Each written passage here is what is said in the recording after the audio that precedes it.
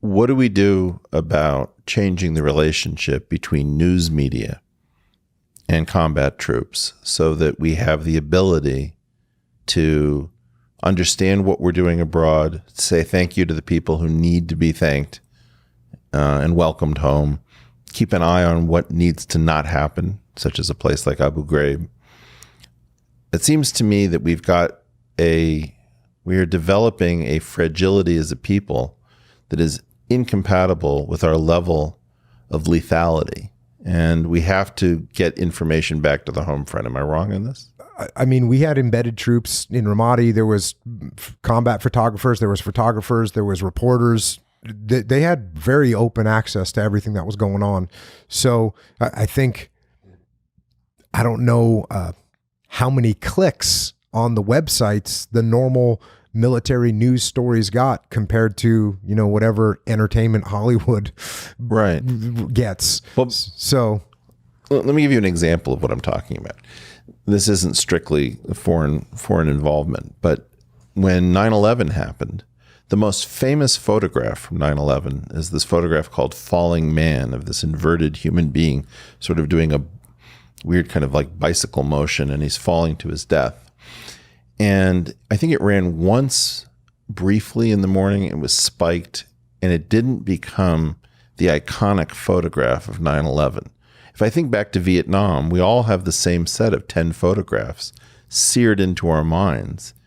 And yet I don't know, beyond like a statue being toppled, what we would associate with Iraq except for the Abu Ghraib photographs. So it didn't seem to have that kind of effect of, in my mind, commemorating what that war looked like. How long were we there? How many troops did we have?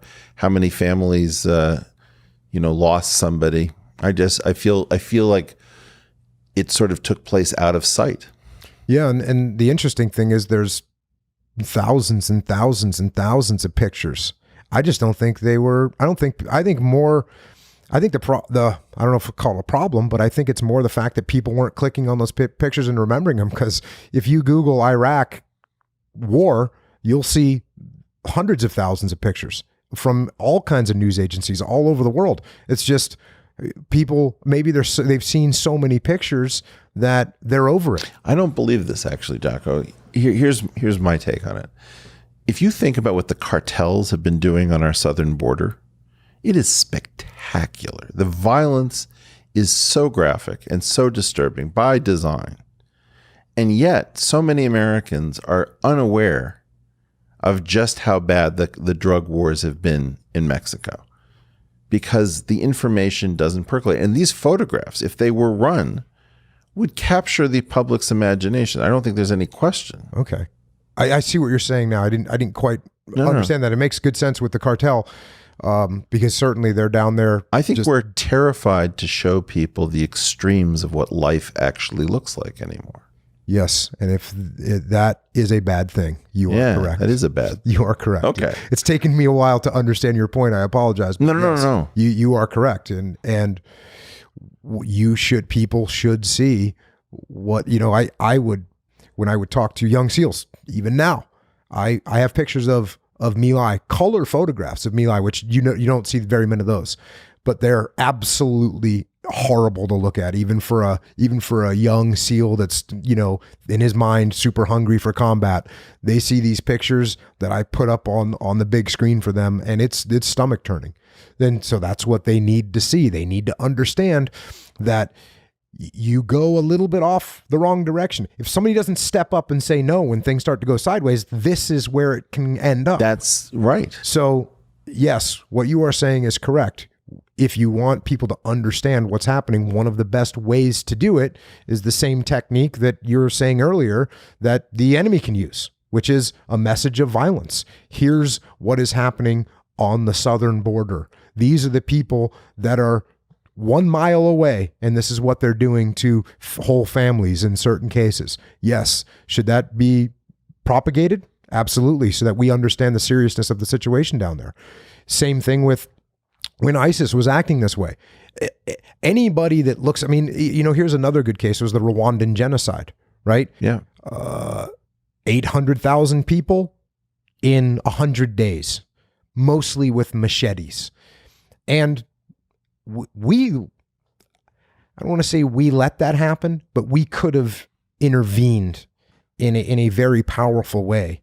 And we chose not to. And part of the reason that we chose not to is because of the very graphic images you're talking about from a year and a half earlier, when Somalia took place and they were dragging American soldiers' bodies through the streets, and we got completely turned off by that. And so when Rwanda happened, it's like, we don't know if we want to do this again. This is really what offends me, which is that, like, when you send somebody into a position where they could have their body dragged through the streets by enemy combatants, and they know that, and you turn away because, like, you sent them there and then you can't bear to look because of your delicate sensibilities, that strikes me as something very, very wrong, as opposed to, we know why we're someplace, and thank God we have people who are willing to do this. And, you know, I mean, I appreciate the depth and the complexity of your perspective. You're saying, on the one hand, people who've been to war, the ones who don't want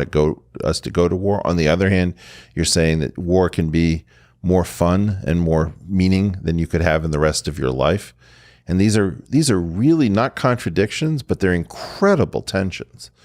And instead of having this be part of our makeup, where people come back from the front and they talk, maybe in measured ways, about what they saw, what they participated in, and what they saw this is doing for our nation. I mean, I think that these things are very progressive in a certain sense, that we're standing up for people who, you know, might be completely defenseless, what you're talking about in Ramadi. And in fact, I'm very worried that what you said was that in Ramadi, the people who got killed were the people who had helped our coalition. And so did we have an obligation to stay there in order to make sure that the people who helped us weren't in harm's way? We saw the same thing with the Marsh Arabs in the south of Iraq, where they were told to rise up by a former president. And we saw the same thing in Vietnam. We saw the same thing in Vietnam. I mean, it matters to me that we're engaged enough to realize, hey, we just issued an instruction and people trusted us. And now those people are in a world of pain and hurt. And where are we? And we need a tougher country.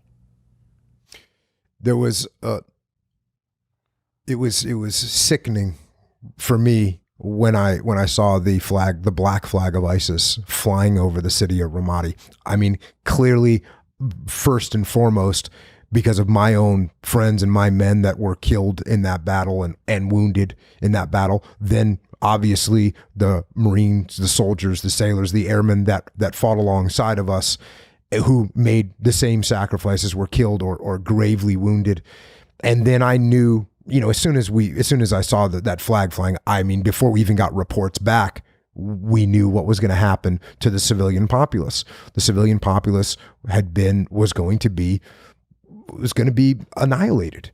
And that's exactly what happened. And they do it at the level of families, right? Yes. Like if somebody collaborated, Yes. the entire family pays the price. Family is done. Right. So did we have an obligation? In my opinion, which again, this is just one man's opinion. Yep. In my opinion, Yeah, absolutely. We absolutely had an obligation. I'm so glad to hear this. And the fact that we didn't uphold that obligation, it's not good. It's a letdown. And luckily we went back and they were able to take back the city, and Americans did support that. But the Iraqis, they did the fighting, which was very impressive, because when we were in Ramadi in 2006, the Iraqis didn't really have the stomach for the fight. But I have friends that were in Mosul, and the Iraqi troops were fighting hard. They were taking massive casualties. In fact, the Americans were saying, look, I don't know if we're going to have enough Iraqis to do this. But the Iraqis kept fighting. So that was a really positive thing to see, that the Iraqis were now fighting for themselves. But do we have a moral obligation? I think once we commit to something like that, then we need to see it through. Yeah, there's a certain amount of, you break it, you bought it. Especially because, you know, Leif, who wrote the books with me, he went back to Ramadi in 2010. And when we were there together, there was, you know, there would be 1, 2, 3 4 or 5 casualties a day. Right. Several of those wounded, several of those killed every single day, just in the city of Ramadi.